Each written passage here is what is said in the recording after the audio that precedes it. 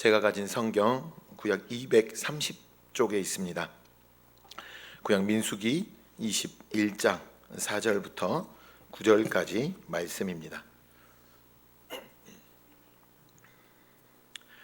구약 민수기 21장 4절부터 9절까지 함께 교독하겠습니다. 제가 먼저 4절 말씀 읽겠습니다. 백성이 호르산에서 출발하여 홍해길을 따라 에돔 땅을 우회하려 하였다가 길로 말미암아 백성의 마음이 상하니라.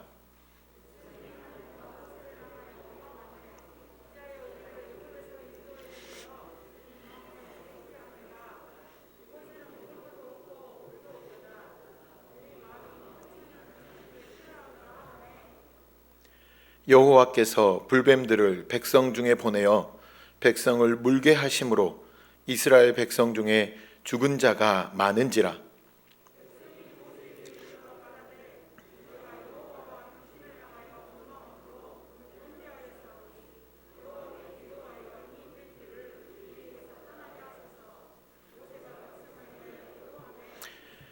여호와께서 모세에게 이르시되 불뱀을 만들어 장대 위에 매달아라. 물린 자마다 그것을 보면 살리라. 모세가 놋뱀을 만들어 장대 위에 다니 뱀에게 물린 자가 놋뱀을 쳐다본즉 모두 살더라. 아멘.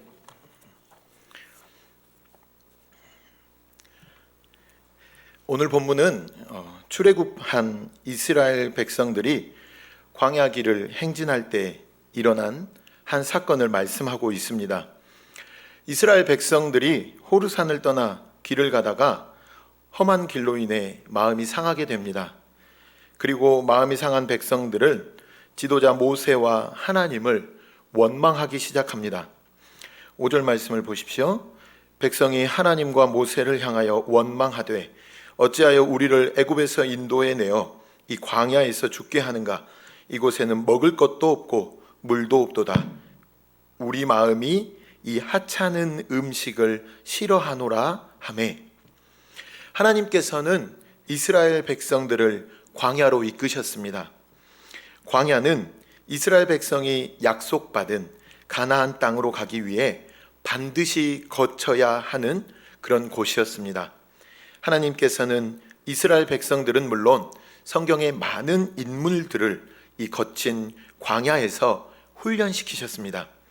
하나님의 언약을 받은 아브라함이, 그리고 이삭과 야곱과 요셉도 모두 광야의 훈련을 받았습니다. 이스라엘의 위대한 지도자 모세 또한 광야의 훈련을 받았고, 우리 예수님께서도 이 광야에서 줄이시고 사탄에게 시험을 받으셨습니다. 하나님께서는 광야를 하나님 백성들의 일종의 훈련센터로 사용하신 것입니다. 그런 광야는 앞서 본문 5절 말씀에서 이스라엘 백성들의 말을 통해서 알 수 있듯이 먹을 것도 없고 물도 없는 곳이었습니다. 또한 모세는 신명기 8장 15절 말씀을 통해서 광야가 어떤 곳인지 우리에게 말하고 있습니다. 신명기 8장 15절 말씀을 제가 읽어드리겠습니다. 너를 인도하여 그 광대하고 위험한 광야 곧 불뱀과 전갈이 있고 물이 없는 간조한 땅을 지나게 하셨으며 또 너를 위하여 물을 굳은 반석에서 내셨으며. 그렇습니다. 우선 광야는 매우 넓은 광대한 지역이었습니다. 옥토가 비옥한 땅이 광대하다면야 무엇이 문제겠습니까? 하지만 그 광대한 곳이, 그 넓은 지역이 물이 없는 매우 간조한 땅, 건조한 땅이었습니다. 물은 생명이다 이렇게 말해도 틀림이 없습니다. 그런데 광야는 절대적으로 물이 부족한 곳이었습니다. 그러니 늘 생명이 위협받는, 살기 매우 힘든 곳이었습니다. 또한 광야는 대단히 위험한 곳이었습니다. 불뱀과 전갈이 있어서 조심하고 주의하지 않으면 맹독을 품은 불뱀과 전갈에 죽을 수도 있는 매우 위험한 곳이었습니다. 한마디로 광야는 늘 죽음이 도사리고 있는 죽음의 땅이었습니다. 대단히 절망적인 그런 장소였습니다. 그런 장소를 왜 하나님께서 사랑하는 당신의 백성들을 훈련시키시는 그런 장소로 사용하셨을까요? 그것은 절망의 땅에서 오로지 하나님께서만이 소망과 위로가 되시는 그런 분이시기 때문입니다. 그렇습니다. 절망 가운데 유일한 소망은 바로 오직 여호와 하나님 뿐이십니다. 하나님께서는 그 전능한 능력으로 바위에서 물을 내셔서 그 메마른 대지를 흠뻑 적셔 주셨습니다. 불뱀과 전갈은 물론 더위와 추위, 그리고 장렬하는 태양과 칠흑 같은 어둠으로부터 이스라엘 백성들과 구름 기둥으로, 불 기둥으로 그렇게 함께 하시며 아낌없는 보호를 해 주셨습니다. 광대한 그 광야 속에서 하나님께서는 철저히 이스라엘 백성들을 보호하시고 이스라엘 백성들로 하여금 오로지 여호와 하나님만을 바라보고 신뢰하도록, 그렇게 순종하도록 훈련시키신 것이었습니다. 주께서 사랑하시는 성도 여러분, 하나님께서는 우리도 때로는 이렇게 절망의 땅인 광야로 부르십니다. 각각 개인이 맞이하게 되는 그 광야의 모습은 조금씩 상이할 수도 있습니다. 하지만 그곳은 절망과 고난뿐인 광야임에는 틀림없습니다. 당장 이 코로나19 시국이 우리에게 또 하나의 광야가 될 수 있습니다. 어찌됐든 그 광야를 통과하게 될 때에 우리가 취해야 할 분명한 태도는 바로 이것입니다. 아, 하나님께서 나를 사랑하셔서 지금 나를 훈련시키시는구나. 이 생각을 먼저 재빠르게 깨달아야 합니다. 그리고 오로지 우리의 소망과 위로가 되시는 하나님만을 의지하여 광야를 통과해야 합니다. 이를 꼭 기억하시고 우리의 유일한 소망이 되시는 하나님만을 의지하시는 우리 모두가 되시기를 간절히 부탁을 드립니다. 오늘 본문에서 나타난 이스라엘 백성의 원망과 불평은 물론 처음이 아니었습니다. 그들은 출애굽 이후에 계속해서 불평과 원망을 해댔습니다. 지금 이 광야길에서도 그들은 계속해서 불평과 원망을 쏟아놓고 있습니다. 그들은 원망이 가득 찬 목소리로 하나님께서 우리를 이 광야에서 죽이시려고 애굽에서 끌어내셨는가? 이렇게 이야기합니다. 그런데 정작 그들의 애굽에서의 삶은 심한 학대를 당하며 살아가는 노예였습니다. 고된 노동이 얼마나 심했던지 그들은 탄식하며 주님께서 우리를 기억하셔서 우리를 제발 좀 구원해 주십시오라고 부르짖던 그런 상황이었습니다. 그들의 그런 간절한 부르짖음을 하나님께서는 들으셨습니다. 하나님께서 아브라함과 이삭과 야곱에게 세우신 그의 언약을 기억하시고 기적적인 역사를 베푸셔서 그들을 애굽의 노예 생활에서 해방시켜 주셨습니다. 그뿐만이 아닙니다. 앞서 말씀드린 것처럼 험한 광야길도 하나님의 은혜의 연속이었습니다. 불기둥, 구름기둥으로 그들을 보호하시며 여기까지 인도하셨습니다. 매일매일 하늘에서 내리시는 그 양식인 만나를 기적적으로 공급하셔서 그들을 먹이셨습니다. 이렇게 하나님의 계속적인 은혜가 이들에게는 계속해서 임하고 있었지만 그들은 여전히 깨닫지 못했습니다. 하나님이 우리를 다 죽이시려고 그렇게 한다면서 쓰디쓴 마음과 강팍한 말로 하나님을 원망하고 있었습니다. 그렇게 하나님께 불평하고 있었던 것입니다. 이들은 또 하나님께서 매일 내려주시는 하늘의 만나를 향해서도 불평을 쏟아냅니다. 그들은 이 만나를 가리켜 하찮은 음식이다 이렇게 대놓고 무시합니다. 하나님께서 주신 음식을 무시했으니 하나님을 능욕하고 하나님을 경멸하는 그런 태도를 취한 것입니다. 아무 일도 하지 않아도 매일매일 아침이면 내려지는 이 하늘 양식은 대단한 은혜이지 않습니까? 기적적인 하나님의 도우심이었습니다. 그런데 이들은 지금 하나님께서 주시는 이 만나를 향해서 하찮은 음식 이렇게 멸시하고 있는 것입니다. 이들의 언사가 사소한 것처럼 보일지도 모르겠지만 이것은 주신 은혜를 다 까먹어 버리는 그들의 어리석음이었습니다.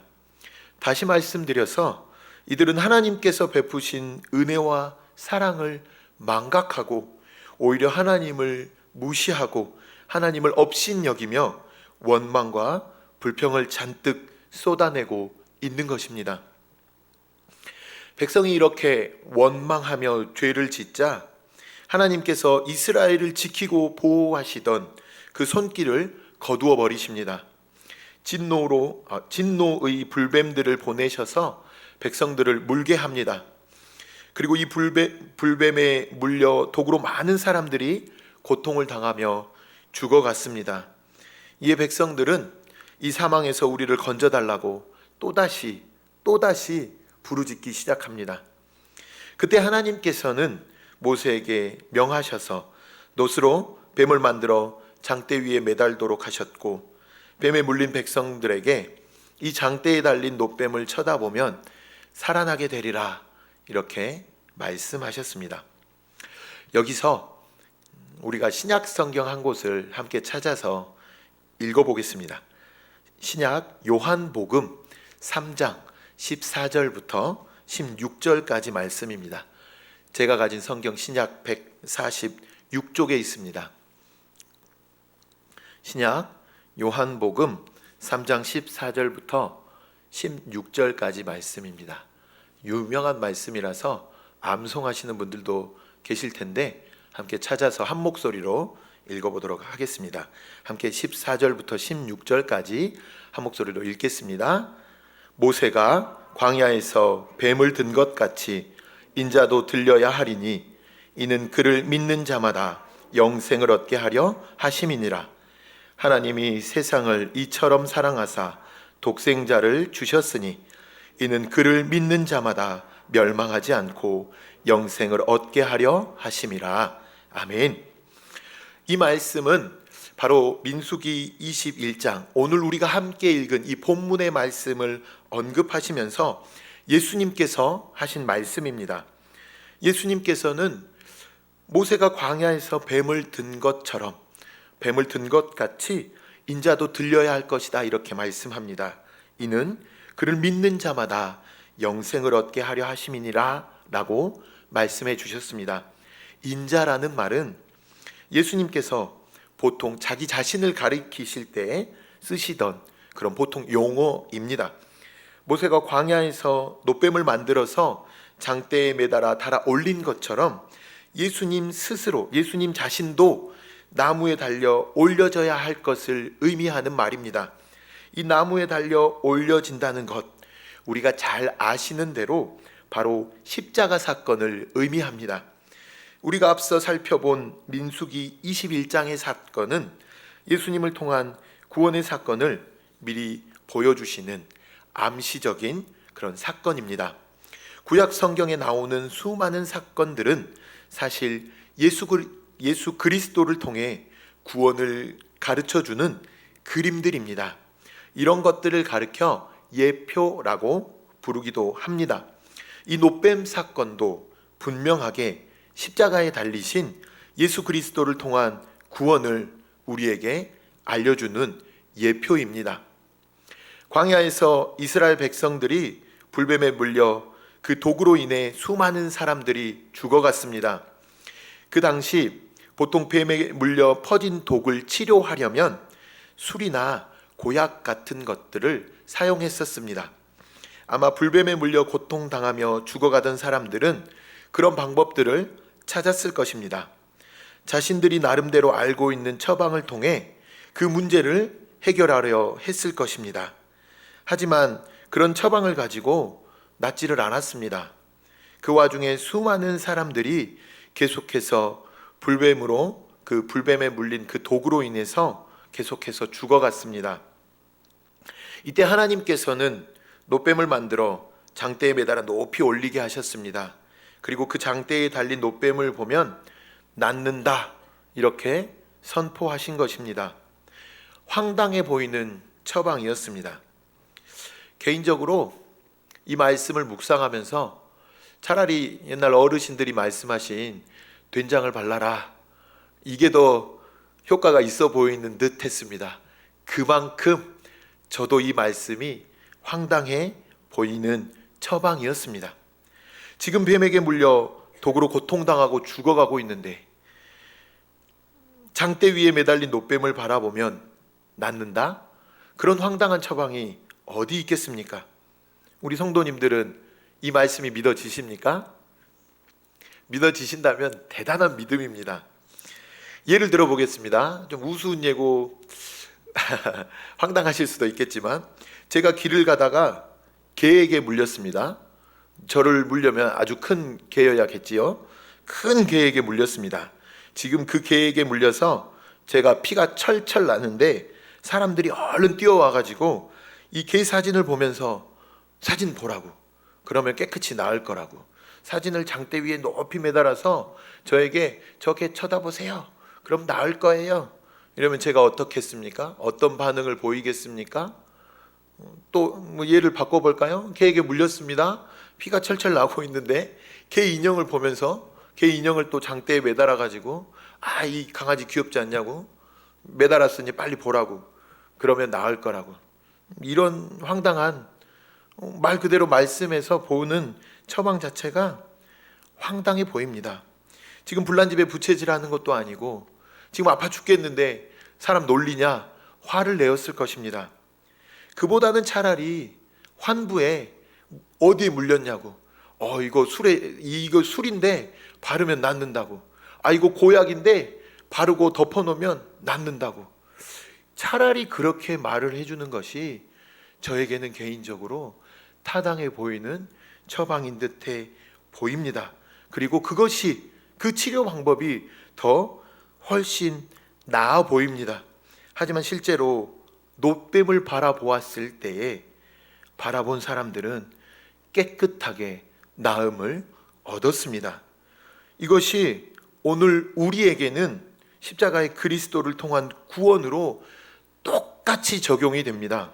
이 땅의 사람들은 하나님을 대적하고 범죄함으로 인해서 중독되어서, 그 맹독에 중독되어서 죽어가고 있습니다. 세상 모든 사람들은 죄로 인해서 하나님과 분리되어 있으며 수많은 죄와 악으로 지금 고통당하고 있습니다.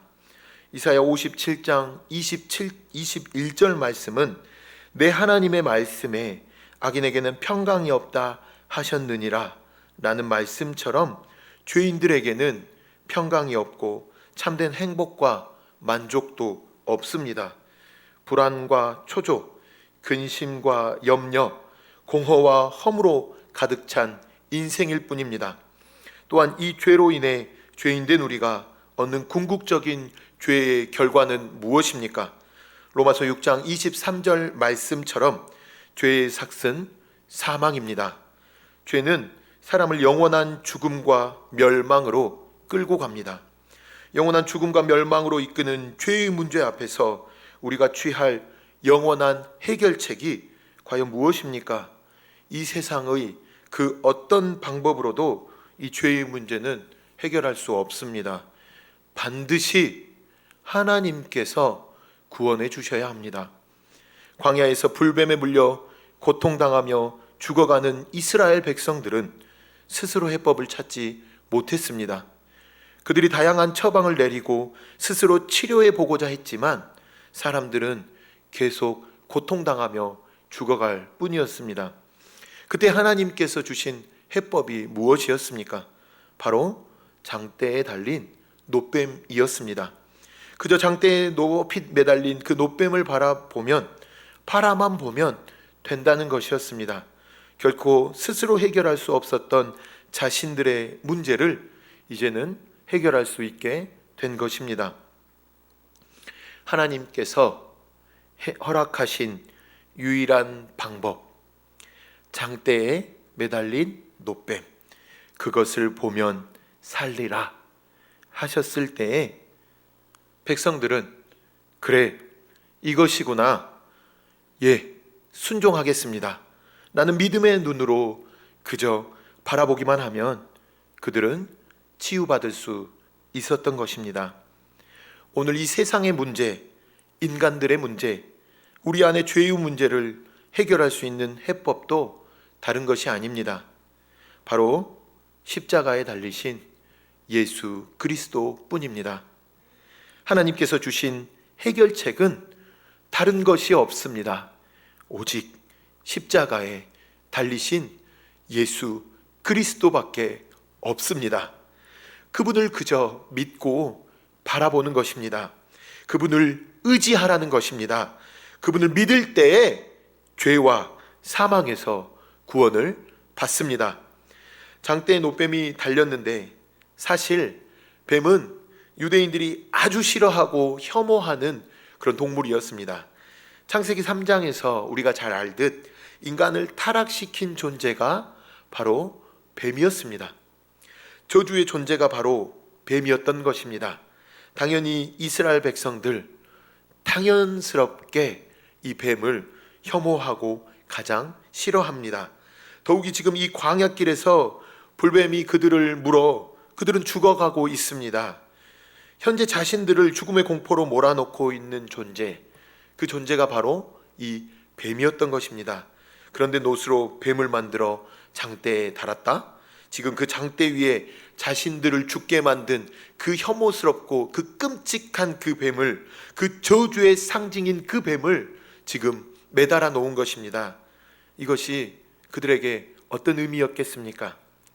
이것은 우리의 죄로 우리가 저주를 받고 우리가 달려야 되는데 예수 그리스도께서 우리가 받을 모든 저주와 그 형벌을 대신하여 받으시고 우리 대신 달리신 것을 가리키고 있는 것입니다.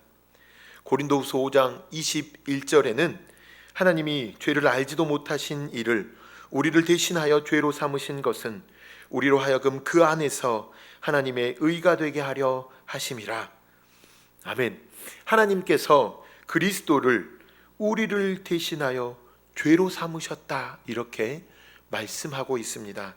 또한 갈라디아서 3장 13절 말씀에서는 그리스도께서 우리를 위하여 저주를 받은 바 되사 율법의 저주에서 우리를 속량하셨으니 기록된 바 나무에 달린 자마다 저주 아래 있는 자라 하였음이라. 아멘. 십자가에 달린 그리스도는 지금 저주받은 자 되셨다, 이렇게 말씀은 선포하고 있는 것입니다. 주께서 사랑하시는 성도 여러분, 십자가에서 그리스도께서 우리를 위하여 죄가 되셨습니다. 저주가 되신 것입니다. 십자가에서 그리스도는 우리를 위해 저주가 되셨습니다. 그리스도께서 우리를 위해 저주받은 뱀과 같은 그런 끔찍히 혐오스러운 그런 존재가 되어 달리신 것입니다. 이를 통해 우리가 받아야 할 모든 죄의 형벌, 우리가 감당해야 할 모든 죄의 저주가 해결된 것입니다. 그러므로 이제 이스라엘 백성들이 장대에 달린 노뱀을 바라본 것처럼 십자가의 그리스도를 바라보십시오. 그것이 구원받을 수 있는 유일한 해법입니다. 이 땅의 죄의 문제를 해결할 수 있는 유일한 해법은 십자가 그리스도뿐입니다. 말씀을 정리하겠습니다. 주께서 사랑하시는 성도 여러분, 광야길과도 같은 우리 인생길에서 우리 모두는 정말로 어렵고 힘들어서 말 그대로 죽을 것만 같습니다. 마실 물도 먹을 것도 구하기가 정말 힘든 광야처럼 우리는 매일매일 생계를 고민해야 합니다. 호시탐탐 우리의 목숨을 노리며 위협하는 불뱀과 전갈과 같은 절망 가득한 이 광야처럼 우리를 위협하는 각종 사고의 위험은 물론 불의와 부조리가 정말로 가득한 세상입니다. 올 한 해를 돌아보십시오. 장기화된 코로나 팬데믹과 악화된 경기, 각종 재해와 사고, 이상기온으로 갑작스럽게 찾아온 더위와 추위가 우리를 너무나도 힘들게 하고 있습니다. 지금도 우리가 이로 인해 고통받고 있습니다. 이게 우리의 영적 태도마저도 위축시켜서 얼어붙게 해서 하나님만 바라보며 담대하게 세상을 향해 나아가던 그 신앙의 용기와 그 담대함이 전부 사라져버린 것만 같습니다. 이런 이때에 우리는 어떻게 해야 합니까? 어떻게 해야 할까요? 광야와도 같은 인생길에 우리는 과연 무엇을 바라보아야 하겠습니까? 그렇습니다. 예수 그리스도를 믿음으로 바라보시길 바랍니다. 그분이 나를 대신하셔서 죄가 되시고 내 대신 저주받았음을 인정하시고 그분을 나의 구주로 받아들이시기를 간절히 소망합니다. 그때 여러분에게 기이한 구원의 은혜가 임하게 됩니다. 믿음으로 주어지는 구원과 거듭남의 역사가 나타나게 됩니다. 우리의 어려움과 고통을 아시고 우리의 모든 문제를 하나님의 가장 선하신 뜻으로 해결하여 주실 것입니다. 우리가 함께 읽은 요한복음 3장 14절 15절에서는 분명히 우리에게 말씀합니다. 모세가 광야에서 뱀을 든 것 같이 인자도 들려야 하리니 이는 그를 믿는 자마다 영생을 얻게 하려 하심이니라. 아멘. 이 구원은, 이 영원한 생명은 우리의 행위로 받는 것이 아닙니다. 우리의 노력이나 열심으로 받는 것도 결코 아닙니다. 그저 예수 그리스도를 의지하고 바라봄으로 얻는 것입니다. 오직 십자가의 그리스도를 믿는 믿음으로 얻는 것입니다. 한 해가 저물어 가고 있습니다. 또 다른 새해가 우리를 향해 약진해 오고 있습니다. 단순히 새해니까 소망을 두고 단순히 새 것이니까 기쁘고 좋은 것이 아닙니다. 예수님을 바라보는 그 시선만이, 주님께만 소망을 두시는 그 믿음의 태도만이 우리에게 새로운 소망, 우리에게 새로운 은혜를 부어주실 것을 확신합니다. 바라기는 우리 모두가 이 믿음으로 담대히 광야 같은 우리의 어려운 인생길로 나아가 하나님의 구원과 은혜를 풍성히 경험하시고 이겨내시며 승리하시기를 간절히 소망합니다. 이 시간 주신 말씀을 생각하시면서 함께 찬송가 288장 예수를 나의 구주 삼고 다 함께 찬송하시겠습니다.